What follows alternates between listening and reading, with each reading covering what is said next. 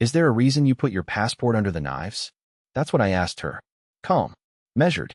I even tilted my head slightly to the left, just enough to pretend I was curious. Not accusing. Not broken. Not bleeding from the inside out. Her face? Nothing but teeth. One of those two wide grins. Like a clown who doesn't know he's terrifying children. What? She said, a pitch too high. What are you talking about? I didn't repeat myself. I just stood by the drawer, pulled it out again, let the utensils jingle. Her passport, tucked under the knife tray, stared back at both of us like a forgotten confession. She didn't blink, didn't step closer, didn't even ask why I was digging around in the drawer usually reserved for corkscrews and takeout menus. So I pulled the drawer all the way out. I set the passport on the counter. Then I set the second passport right next to it. Yeah, you read that right. Two identical passports. Same cover, same name, same photo, but inside, different stamps. One showed her trip to Vancouver 3 months ago, the one where she came back with 3 suitcases of maple-themed souvenirs and a weird bruise on her thigh. The other?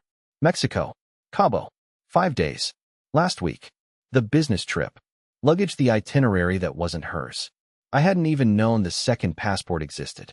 Found it by accident while looking for batteries. Ironically, for the baby monitor, which we no longer needed. Long story.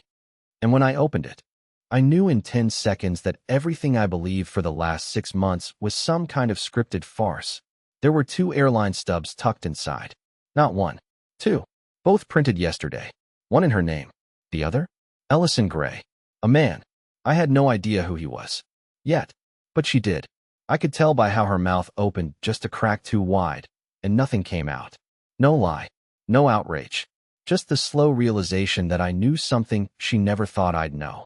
Mobile phoned the text message that didn't arrive. You know what's funny? She still hadn't even asked what I was doing in the drawer. She just stood there. A woman shaped like my wife. So I reached for my phone, and I turned it around. Showed her the message that never sent. I told him. He didn't take it well. I'll call you once he's out of the house. It was a draft. In her messages app. Not deleted. Just unsent. Timestamped 36 minutes ago. That was when I laughed. Just once. A dry little chuckle that bounced off the ceiling like a warning shot. And that was when her smile cracked. For real this time. Not like in the movies. No sudden sobbing. No collapsing into a chair. Just one single word. Okay. Like we were finally starting a conversation I didn't know we were already in the middle of. And then she reached into her purse. She didn't rush. She wasn't panicking. That's what made it worse. The stillness of it all. Like someone calmly disarming a bomb they'd planted themselves. Her hand slipped into the purse slowly, carefully, with the kind of practiced ease that only comes from someone who's done this before. She didn't look at me when she opened it. She didn't say a word. I stood across the kitchen, arms crossed, heart thudding in my ears like war drums, waiting to see what kind of weapon she thought she could pull out now that the truth had already started leaking through the walls. She pulled out a phone, but not her phone. Not the rose gold iPhone she'd left on the hallway charger when she walked in, still smiling, less than an hour ago. This one was matte black, no case, no pop socket, no scratches. And locked. I watched her hold it like it was about to bite her, like she'd forgotten it was even there until this very second. She placed it on the counter next to the 2 passports without saying a thing. So I said it for her. Is that his? A flinch. The tiniest one. The left corner of her lip curled, just for a second, then flattened. No, she said. Another lie. This one was softer. Almost careful. But I didn't care about the lie as much as I cared about the timing. See, this phone, this sleek little void, had vibration marks on the screen. 4. And it buzzed right then, as if on cue. No caller ID. Just the words, private number. Followed by a second buzz. New message. She stared at it. I stared at her. She didn't touch it. Answer it. I said, voice barely above a whisper. I didn't even recognize my own tone. Something flat and unfamiliar. Cold. Not loud. Not angry. Something more dangerous. A tone that said, I already know. I just want to hear you say it out loud. She didn't answer. Instead, she turned and walked away. Straight down the hall. Into the bedroom. And she locked the door behind her. I didn't chase. I didn't pound on the door. I just stood there, surrounded by artifacts of a story I hadn't been invited into. I looked down at the passports, the phone, the silence. I should have felt rage. Should have thrown something, shattered something, screamed. But what I felt was worse. I felt like I'd been erased. Like my whole marriage was someone else's elaborate alibi. I picked up the black phone. It was locked, of course. No fingerprint access, no Face ID. Just a blank screen mocking me with its secrets. But then it buzzed again. A third message. This one just said, "Did you tell him?" That's when I realized something I hadn't considered until now. This man, whoever Ellison Gray was, he wasn't just some affair partner hiding in the shadows. He was expecting a response. He was part of something coordinated. Something bigger than a weekend mistake. Something planned. I had no idea who I was actually married to. But I was going to find out. I didn't sleep that night. Not even for a second. The house was silent except for the occasional creak from the hallway where she never re-emerged. The bedroom door stayed locked. No footsteps. No apology. No attempt to explain. Nothing. And that silence, that vacuum of guilt, was somehow louder than any argument we'd ever had. I stayed in the kitchen with the black phone still buzzing every hour or so. New texts came in, but none were long. Just 3, maybe 4 words each. Always from a private number. Always written like someone in a hurry, someone expecting coordination. It was like watching a secret conversation where one side had suddenly gone dark. At 3:17 a.m., the message simply said, "You need to move now." At 4:01 a.m., "Why aren't you answering?" By 5:45, the text stopped completely. I wasn't sure if I was relieved or terrified. That morning, I opened the bedroom door with a spare key. She was gone. Sheets untouched. No note. Her charger was still plugged in. Her main phone, the one I knew, was still on the nightstand, untouched since last night. But her purse? Her shoes? Her travel bag? Gone. She had disappeared. The black phone was still on the kitchen counter when I came back out. It hadn't buzzed in over an hour. It was like she'd shut something off somewhere that disabled it remotely, or she'd destroyed the other end of the line. I tried unlocking it again, pointlessly, just to feel like I had a say in any of this. But the screen blinked back its code prompt like it was laughing at me. And then I remembered the basement. You have to understand something. Maribel hated our basement. Said it smelled like paint fumes and unfinished dreams. Her words, not mine. She never went down there. Wouldn't even grab the paper towels when we ran out upstairs. So why? 2 nights ago, had I found the basement light left on? I hadn't thought much of it then. I just flicked it off, assuming I'd been the careless one. But now, knowing what I knew, or more accurately, what I didn't know, I had to check. I walked down the stairs slowly, each creak beneath my feet echoing like some countdown to a punchline I hadn't earned. The air was cold. Too cold. It felt wrong, like the kind of cold that lives in places where truths are buried. The shelves were just as I left them. Paint cans, old Christmas decorations, a stack of mystery cables no one has ever used in the history of electronics. But then I noticed the floorboards in the far corner, where the kids' playmat used to be, had been disturbed. A few small scuffs. A perfect rectangle of dust missing from the floor, like something heavy had been dragged and recently moved. I crouched down and pressed on the edge of the floorboard nearest the wall. It lifted with barely any resistance. Underneath, taped to the underside of the board like a cliché spy movie, was a thick, manila envelope. I pulled it out. It was unmarked. Sealed. I didn't hesitate. I tore it open right there, kneeling on the cold cement with the taste of metal in my mouth. Inside were 3 things. A stack of cash. 20s, 50s, hundreds. At least $5,000. A thumb drive and a clear zip bag labeled "Do Not Open Here." A note. 1 line. Handwritten in small, sharp letters. In case he finds out early. My stomach twisted so fast I nearly vomited right there. This wasn't a mistake. This wasn't an affair. This was something orchestrated. And I was no longer part of the audience. I was now part of the plan. I stared at the thumb drive for a long time. I didn't touch the money. I didn't reread the note. My hands were locked in place, holding this cold little piece of plastic that had somehow become the most dangerous object in my life. The phrase, "Do not open here," was still running laps in my head like a siren. There was something so specific about it, so intentional. Not just don't open it, but don't open it here. Why? What was here? And what the hell was on it? I wanted to believe it was some dramatic overreaction. Maybe it was just her will, or some insurance policy, or stupid photos meant for therapy. But that note, that line in her handwriting, in case he finds out early. No, this wasn't for a therapist. This wasn't for closure. This was a contingency plan. I wrapped the envelope back up and took it upstairs. I didn't go to my desktop. I didn't plug it into my laptop. I didn't even turn on the Wi-Fi. I grabbed the old Chromebook we kept in the garage for guests, the one that's not linked to any of our cloud accounts, barely functional, barely used.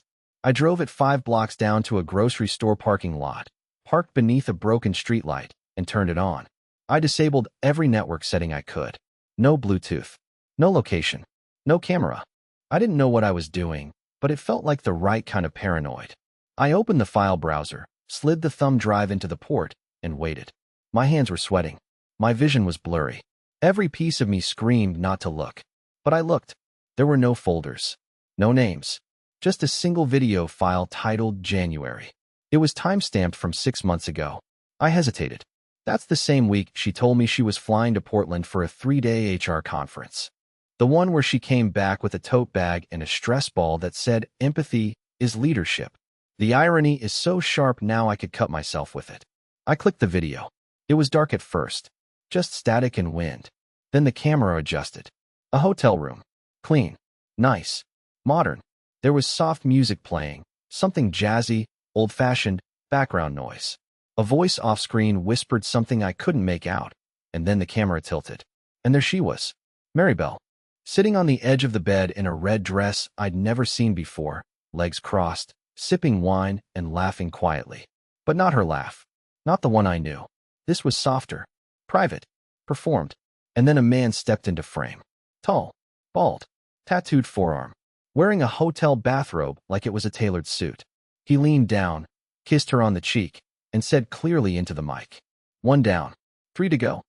She nodded, smiled, clinked her glass against his. "Let's make it count," she said. I paused the video. I couldn't breathe. 1 down, 3 to go. What did that mean? What were they counting? People? Places? Plans? I skipped ahead. At the 6-minute mark, the camera was handheld.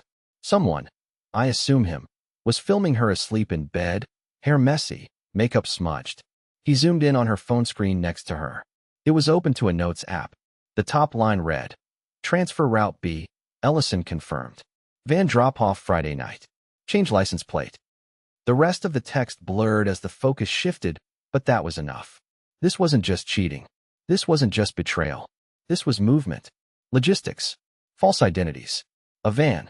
License plate changes. I ejected the drive immediately, slammed the laptop shut, and sat back like it had physically hurt me. I felt like someone had poured cold cement into my chest. She didn't just lie. She didn't just sleep with someone else. She was involved in something else entirely. Something that had backup plans, aliases, encrypted phones, and emergency envelopes. And I wasn't just married to her. I had been part of her cover story. I didn't drive home right away. I sat in that parking lot until the sun came up, clutching the thumb drive in one hand and the envelope of cash in the other like they were both radioactive. Everything felt heavier now. The air, the silence, even my own name. I wasn't just a betrayed husband anymore. I was a participant, an accessory, a clueless extra in someone else's criminal B-plot. What shook me wasn't just the affair. That would have been almost easy, in a sick way. But what I saw in that video, that wasn't romance. That wasn't love. That was planning, strategy, cold execution. And this, Ellison, wasn't just a fling. He was her partner. I needed to know who he was. For real. Not just a name on a plane ticket. Not just a guy in a bathrobe. I needed to see him outside their little playhouse of lies. So I went home, showered, changed clothes, and told my job I was taking a week off for a personal emergency. No one asked questions. I guess my voice made it sound real enough. Then I locked the black phone, the passport, and the envelope inside my gun safe, which is ironic, considering I don't even own a gun. What I do own, however, is a cousin named Callum who works at the DMV. Callum's not the sharpest tool in the shed, but he likes me, and more importantly, he likes bending rules. I told him I found a plate number I didn't recognize on security footage near my house, not a total lie, and I needed to match it to a name. I gave him the fake plate number from the video notes. He texted me back an hour later with a photo and an address. Name, Ellison Gray. Address, South Tacoma. Registration, 2018 Dodge Caravan. Occupation, private courier. That last part made my skin crawl. What does a private courier do exactly? Transport documents? Packages? Something less legal? I Googled him. There were barely any digital footprints. No LinkedIn, no personal Facebook, no Instagram. I did find one mention of him in a local event blog from 2019. He'd done a small talk at a logistics convention in Seattle about discrete distribution strategies. The phrase turned my stomach. I drove out to the address Callum gave me. It was a duplex on a quiet street, paint peeling off the corners, wind chimes tangled in dead silence. I parked half a block away and walked the rest of the distance on foot. Didn't know what I was expecting. A confrontation? A confession? Maybe I just wanted to see the man whose name had haunted me for the last 2 days. When I got there, I realized I wasn't the first one looking for him. The front door was wide open. Not kicked in, just ajar, softly creaking in the breeze. That detail terrified me more than if it had been broken down. I stood outside for at least a full minute before stepping in. It was empty. I mean completely empty. Not just moved out empty. No, it felt abandoned in a hurry. There were dishes still in the sink, one shoe in the hallway, an unplugged modem dangling from a wall bracket. Drawers left open. No food. No bed. No photos. And written on the wall in what looked like charcoal was a message, scrawled hastily across the white paint above the kitchen counter. If you found this place, you took too long. That's when I heard the floorboard creak behind me. I spun around. No one. But on the ground, just beneath the hallway closet, was a thin envelope. No name. No writing. Just like the one Maribel left in our basement. I picked it up. My heart was hammering so hard it made my fingers twitch. I opened it slowly, half expecting it to explode in my hands. Inside was a single photo. Black and white. Grainy. Printed on cheap photo paper. And in the center of it, looking directly at the camera like he already knew I'd come looking, was me. At a gas station. Taken from behind a car window. Time-stamped from 2 weeks ago. The moment I saw the timestamp, my throat dried up. The photo wasn't old. It was from 14 days ago. A Thursday afternoon, just before sunset. I remember it clearly because that was the day I picked up a rotisserie chicken and forgot the damn dinner rolls. And Maribel gave me grief about it like I'd forgotten to pick up our child from school. But in the photo, I was alone, filling up the tank. Hoodie on. Head down.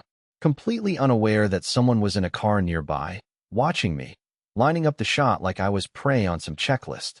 I stood there in Ellison's abandoned house, fingers trembling around the grainy paper, asking myself the question that had somehow never occurred to me until right then. How long has this been happening? Not just the affair, not the lies, not the notes in the burner phone or the passports or the video footage. All of it. How long have I been monitored? And why? I checked the envelope again. No return address. No markings. But there was something else inside. A folded slip of paper with coordinates written on it. GPS coordinates, obviously, but with no context. Just a set of numbers. And below that, a handwritten phrase, much neater this time than the scrawl on the wall. You're not the only one looking. My first instinct was to run. Just bolt out of that house and never look back. But something in my gut, that quiet, nauseous instinct that had kept me alive this far, told me that whoever left this wanted me to find it. That they were playing a game, and I was already halfway through the maze. And if I turned around now, I'd still be in it. Just lost, not winning. I took the photo, the note, and the coordinates. I checked every closet, every corner, but Ellison wasn't there. Not his voice, not his scent, just the lingering absence of someone who knew how to vanish. I went back to the car and didn't start it right away. I sat there for maybe half an hour, Googling the coordinates with my phone on airplane mode. When the location loaded, my stomach lurched. It wasn't a city, not a park, not a warehouse. It was a wooded patch of land just outside Fort Flagler, an old military site turned campground. I hadn't been out there in years, not since high school, and certainly never with Maribel. But someone wanted me there. Someone who knew what I'd seen. Someone who knew when I'd see it. I drove home on a different route, taking side roads, switching lanes erratically, checking my mirrors like a man unglued. Every car felt suspicious. Every person crossing a street felt like an extra in someone else's operation. My hands wouldn't stop sweating. And when I finally got home, the front door was locked from the inside, which should have been impossible. Because I live alone now. Maribel was gone. Vanished. I hadn't seen her since the night I confronted her with the passport. I stood at the front door in stunned silence, listening. Not a sound. Not a footstep, not a whisper, but the deadbolt had been thrown, and I never locked it from the inside when I left. My stomach was turning in slow, acidic knots. I unlocked the door, stepped inside cautiously, and immediately noticed it. The safe. It was open. I never leave it open. The combination dial was still turned to the unlock position, like someone had entered it smoothly. No damage. No signs of force. Just wide open like an invitation. The black phone. Gone. The burner passport? Gone. The envelope of cash? Still there. That was deliberate. They took only what they needed. Left the money as if to say, "You're not in danger." Not yet. I checked the rest of the house. No broken windows. No footprints. No cameras disabled. It was as if a ghost had walked through the front door, taken 2 items, and left without a trace. I spent that night on the couch, clutching a kitchen knife like it was going to stop whatever storm was already parked above my roof. I didn't sleep. I didn't think. I just waited for the next thing to break. And at 2:43 a.m., it did. A knock on the back door. Not the front. Not the one with the camera. The back door, behind the kitchen, no porch light, no peephole. Just a soft, deliberate knock. I didn't move at first. Just froze, staring at the door like it might vanish if I didn't blink. The knock came again. Slower. Harder. 3 taps. Then a voice. Calm. Male. Polite. "You're not in danger, Keaton. Not from us. But if you go to the woods alone, you will be." And just like that, the footsteps retreated. No car engine. No tires. Just absence. The same terrifying, calculated silence that had been following me for days. By sunrise, I had already made the decision. I was going to the woods. Not because I trusted the note. Not because I had some brilliant plan. I didn't. I had no idea what I was walking into. But the moment that voice spoke through my back door, calm, almost bored, warning me not to go, I knew I had to. Because whoever that was, they weren't trying to protect me. They were trying to control the timing. I packed light. Just the basics. An old thermos of black coffee, a flashlight, a notebook with every scrap of information I'd written down, and a burner phone I picked up that morning in cash. No apps. No GPS. Just a number pad and enough minutes for an emergency call. I also brought the thumb drive and the photo from Ellison's house. I didn't know what I'd need, but I figured they were both breadcrumbs now. Pieces of a puzzle I hadn't been invited to solve. The drive took just under 2 hours. I barely remember it. I couldn't even tell you what music was playing or if I had the windows down. My mind was elsewhere, back in that video, back in the message on the wall, back in the photo of me at the gas station. By the time I arrived, the campground was nearly empty. Off-season. Too cold for casual hikers, too muddy for RVs. Just an eerie sprawl of trees with fog curling low to the ground like something alive. I parked in a half-graveled turnout just beyond the trail entrance and followed the coordinates into the woods. No marked path, just raw forest. The deeper I went, the quieter it became. No birds, no rustling, just the soft crunch of my boots and the occasional snap of a twig. Every step felt like it echoed louder than the last. After 20 minutes of hiking, I reached the coordinates. There was no cabin, no building. Just a single wooden box, about the size of a large cooler, bolted to a tree with heavy chains. Industrial stuff, like something you'd use to lock up equipment on a military base. The box was painted black, with no markings, no lock, just a rusted latch holding the lid shut. I didn't hesitate. I flipped it open. Inside was a manila folder. No name, no labels. And beneath it, a burner phone. Not mine. A different model. Scratch screen. Already powered on. I took both and sat against a tree, knees weak, breath coming too fast. I opened the folder first. It wasn't what I expected. There were no photos of Maribel. No names. No maps. Just pages and pages of surveillance reports on me. Printed call logs. GPS pings. A copy of my work schedule from a job I hadn't had in 2 years. Even an aerial image of my house from a high angle. Not a satellite view either. A drone shot. And then, at the very bottom, one photo of her. Just one. It was dated a month before I found the passport. She was sitting at a cafe I didn't recognize, wearing sunglasses, hair pulled back. Across from her sat a man with gray stubble, hard eyes, and a scar across his nose. I'd never seen him before. He looked military, or ex-military, but it wasn't the image that broke me. It was what was written under it, in red ink. Primary contact, Subject Alpha 3. Underlined. Twice. What was she a contact for? Why was she being watched? And who the hell was Alpha 1 and Alpha 2? I picked up the burner phone. There was one video saved on it. No apps. No browser. Just a file titled Beginning. I opened it. The screen was black at first. Then a voice spoke. Not Ellison's, not the man from the photo. Someone else. Calm. Clear. Rehearsed. If you found this, it means she's either missing or running. Either way, the clock's moving faster now. The truth won't make sense to you at first. But you'll get there. You'll have to. Because what she knows, what she took, they'll never stop hunting for it. The screen flashed, and then I saw something that turned my blood cold. It was Maribel, tied to a chair, eyes swollen, face cut, silent, and standing behind her, blurry but unmistakable, was Ellison. Not smiling, not playful, just watching her, and watching me. Because at the very end of the video, the camera panned, and a still image appeared. It was me again, in my living room, sleeping on the couch. Time-stamped 3 days ago. They'd been inside my house. Not just once, but again. I didn't drive home. Not right away. After watching that video, I sat in the woods for hours. I couldn't feel my hands. I couldn't tell if it was the cold or if my body was just done. The image of Maribel tied to that chair, beaten and silent, kept playing on repeat in my head like a scene from a dream I didn't remember choosing. I'd been so focused on what she'd done to me. I never considered what might have been happening to her. She wasn't just running from me. She was running from them. I called the only person I knew who'd listen without asking questions. Callum. He picked up on the second ring. I need a name, I said. And I need you to swear you'll burn whatever records you find. He didn't ask why. He didn't need to. I gave him the photo, the stubbled man with the scar across his nose. Told him to check old military databases, blacklists, anything off-book.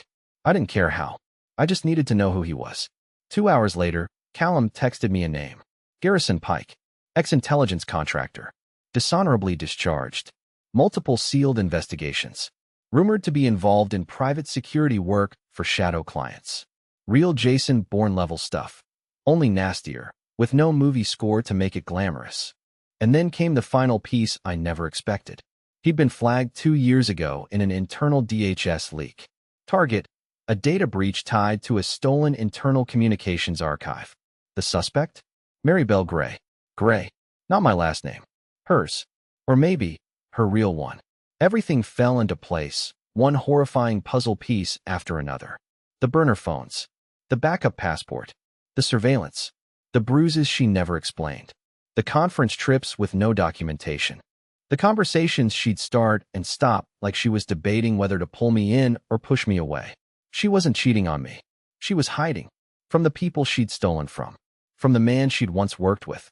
Maybe even trusted, before she realized what kind of machine she was tangled inside. And I, oblivious, was the safest place she could hide behind. I was never her victim. I was her shield.